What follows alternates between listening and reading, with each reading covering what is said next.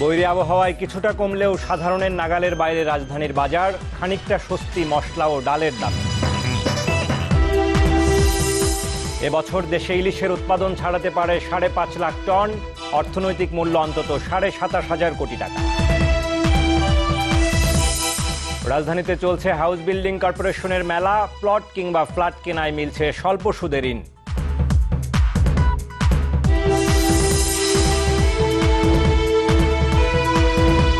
আমন্ত্রণ bless lighting solution business 24 এর রাতের আয়োজনে। শিরোনাম শুনছিলেন, পুরো সংবাদের সাথে থাকছি আমি বাবু কামরুজ্জামান।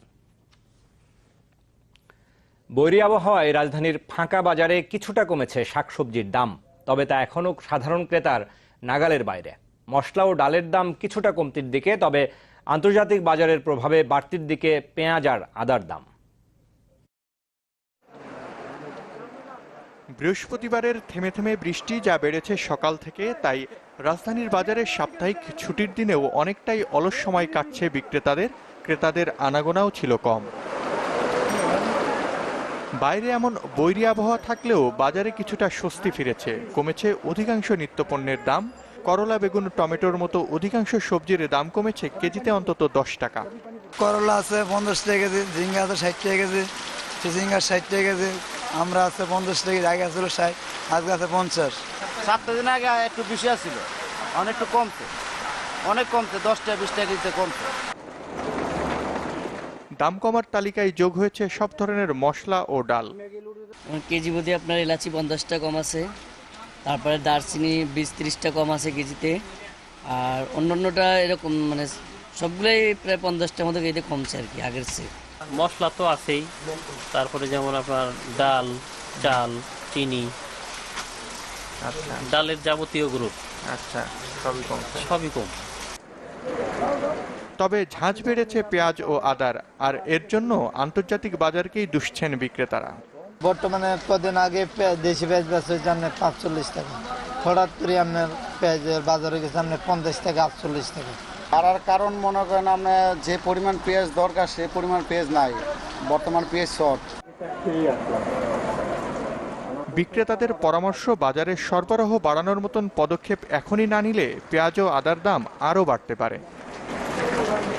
হাসনাত রাব্বি, চ্যানেল 24, ঢাকা। এবছর দেশে ইলিশের উৎপাদন ছাড়াতে পারে 5.5 লাখ টন, যার অর্থনৈতিক মূল্য অন্তত 27,500 কোটি টাকা। দর্শক, ব্যবসা বাণিজ্য, অর্থনীতির এমন সব বিষয়, ইস্যু কিংবা খাত নিয়ে আজ থেকে শুরু হচ্ছে বিজনেস 24 এর নিয়মিত সাপ্তাহিক আয়োজন অ্যাট এ গ্ল্যান্স। প্রথম দিনে থাকছে জাতীয় মাছ ইলিশের উৎপাদন ও এর সবশেষ পরিসংখ্যান, জানাচ্ছেন সহকর্মী ইকবাল আহসান।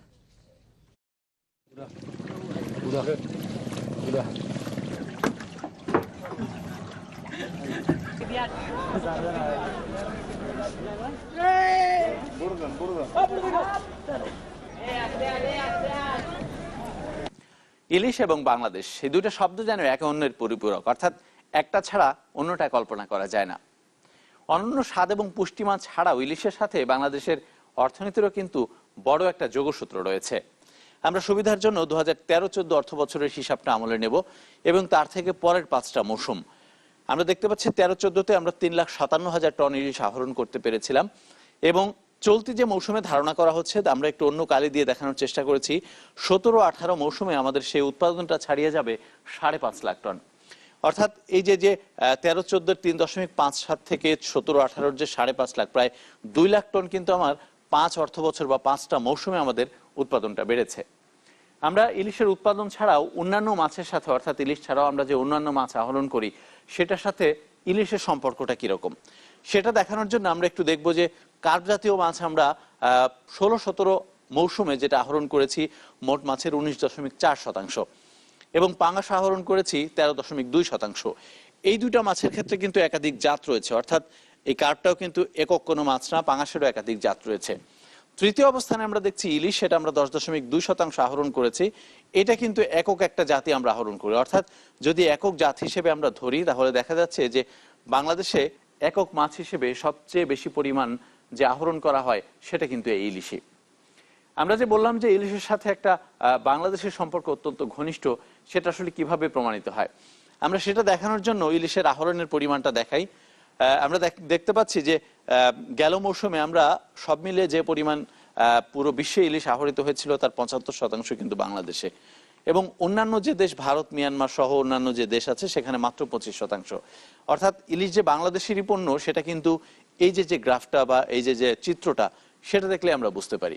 ইলিশের দাম আমরা জানি মোটামুটি বাজারে কি দামে বিক্রি হয়, উৎপাদনের হিসাবও দেখালাম, তাহলে অর্থনীতির সাথে ইলিশের সম্পর্কটা কি সেটা দেখানোর জন্য আমরা যদি এই মৌসুমের হিসাবটা আমলে নিই, আমরা ধারণা করছি যে এবার 5.5 লাখ টন ইলিশ উৎপাদন হবে।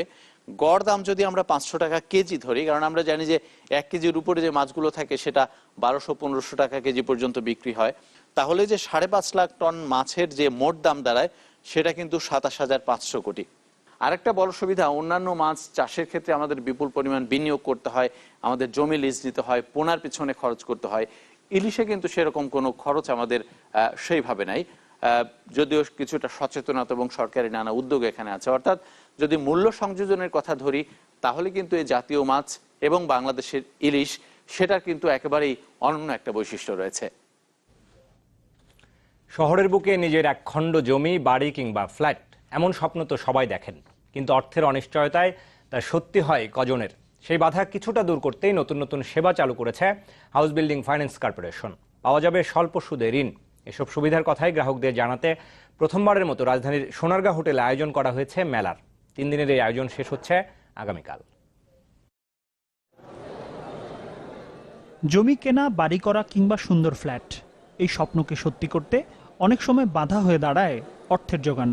এই বাধা দূর করতে নতুন সেবা চালু করেছে হাউস বিল্ডিং ফাইন্যান্স কর্পোরেশন, যা গ্রাহকদের জানাতে প্রথমবারের মতো মেলার আয়োজন করেছে তারা।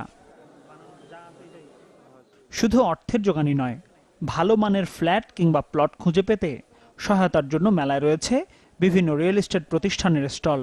পূর্বাঞ্চলে এখন অনেক দামও বেড়ে গেছে, জায়গাও নিশ্চয়ই সুন্দর হয়েছে, ওইখানে সুন্দর এলাকা করে ওরা ফ্ল্যাট করবে বললো। আমিও চাই যে একটা ভালো কোম্পানি যদি পাই তাহলে আমি একটা ফ্ল্যাট কিনবো, তাদের সাথে যদি আমার সেরকম টার্মস অ্যান্ড কন্ডিশনে মেটে তাহলে আমি কিনতে রাজি আছি। তবে সবার আগ্রহের কেন্দ্রে হাউস বিল্ডিংয়ের ঋণ সুবিধা। সহজভাবে কিভাবে পাওয়া যাবে এই ঋণ তা জানতে ভিড় জমাচ্ছেন গ্রাহকরা।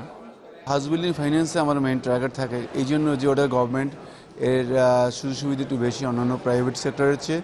তো আমি এই জন্য এখানে জাস্ট ফাইন্ড আউট করতে আসছি যে ওদের ইন্টারেস্ট রেটটা কেমন। আয়োজকরা বলছেন সাড়া মিলেছে বেশ, সেবাগুলো আরও সহজ করা হচ্ছে বলেও জানান তারা। হাউজিং ঋণের জন্য যে অ্যাপ্লিকেশন ফি নেই এবং ইন্সপেকশন ফি নেই, এই মেলা উপলক্ষে যারা ফাইনালি আমাদের ফর্মাল আবেদন সাবমিট করবে, অর্থাৎ সেই আবেদনটা যেই আবেদনের সঙ্গে ফিটা জমা দিতে হয়, এই পর্যায়ে যারা সাবমিট করবে সেটা এই মেলা প্রাঙ্গণেই হোক বা সারা দেশে আমাদের যে অফিস আছে যে কোনো অফিসেই হোক, যদি কেউ সাবমিট করতে আসে সেই ক্ষেত্রে আমরা যে ফিটা নেই সেটার অর্ধেক নেব, অর্ধেক ছাড় দিয়ে দেব।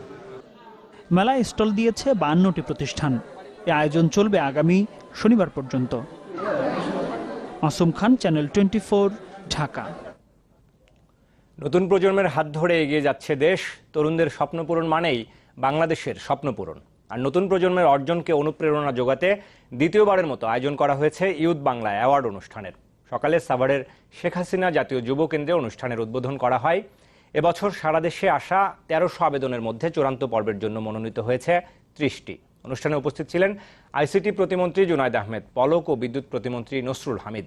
আগামীকাল বিজয়ীদের হাতে পুরস্কার তুলে দেবেন প্রধানমন্ত্রীর তথ্য ও প্রযুক্তি বিষয়ক উপদেষ্টা সজীব ওয়াজেদ জয়।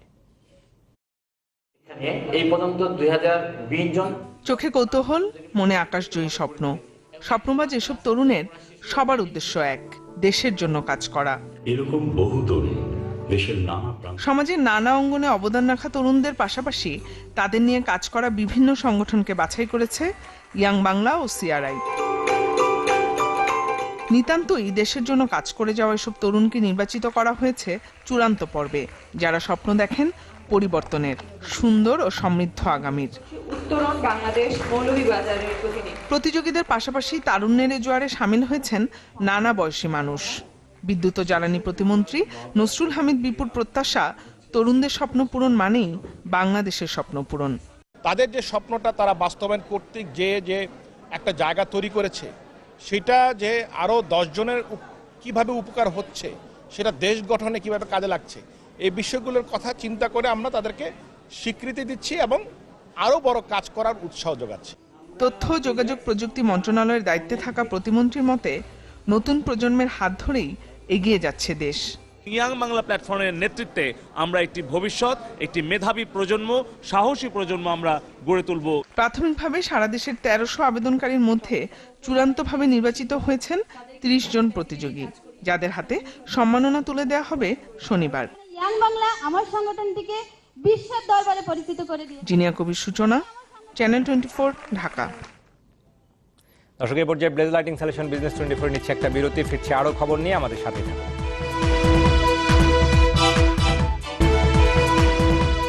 দর্শক, বিরতির পর আবারও আমন্ত্রণ ব্লেজ লাইটিং সলিউশন বিজনেস 24 এর রাতের আয়োজনে।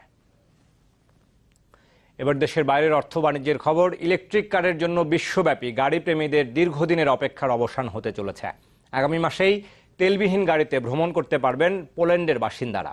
দেশটির রোকলোতে 4 নভেম্বর শুরু হচ্ছে ইলেকট্রিক কার প্রদর্শনী। প্রথমবারের মতো এই প্রদর্শনীর আয়োজন করতে যাচ্ছে গাড়ি ভাড়া ব্যবসায়ের জনপ্রিয় প্রতিষ্ঠান ভজিলা।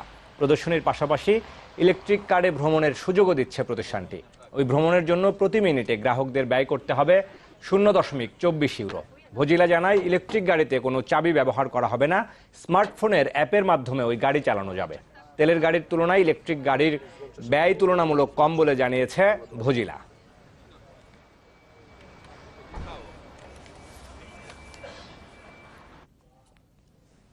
বছরের তৃতীয় প্রান্তিকে চীনের মোট জাতীয় উৎপাদন বা জিডিপি প্রবৃদ্ধি হয়েছে 6.8%। টানা 9 প্রান্তিকে দেশটির জিডিপি প্রবৃদ্ধি অনেকটাই স্থিতিশীল রয়েছে। চীনের পরিসংখ্যান ব্যুরো জানায়, বিশ্বব্যাপী উত্তাল পরিস্থিতির মধ্যে অপ্রত্যাশিতভাবে শক্তিশালী অবস্থানে আছে দেশটির জিডিপি প্রবৃদ্ধি। তবে আগের প্রান্তিকের তুলনায় জুলাই থেকে সেপ্টেম্বর প্রান্তিকে জিডিপি প্রবৃদ্ধি কিছুটা কমেছে। 2017 সালের এপ্রিল থেকে জুন প্রান্তিকে জিডিপি প্রবৃদ্ধি ছিল 6.9%। আর 2015 সালের জুলাই থেকে সেপ্টেম্বর এখন পর্যন্ত দেশটির জিডিপি প্রবৃদ্ধি 6.7 থেকে 6.9%-এর মধ্যে স্থিতিশীল রয়েছে। শক্তিশালী রপ্তানি বাজারের কারণেই এটি সম্ভব হচ্ছে বলে দাবি দেশটির পরিসংখ্যান ব্যুরোর।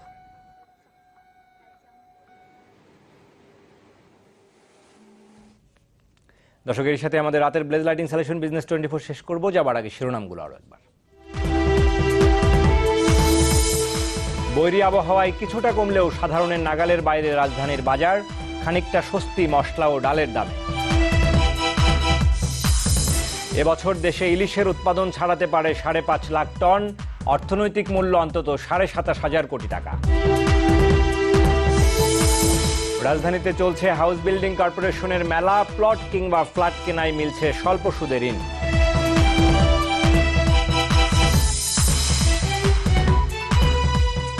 দর্শক, আমাদের ব্লেজ লাইটিং সলিউশন বিজনেস 24 এর রাতের আয়োজন ছিল এটুকুই। এতক্ষণ সাথে থাকার জন্য সবাইকে ধন্যবাদ।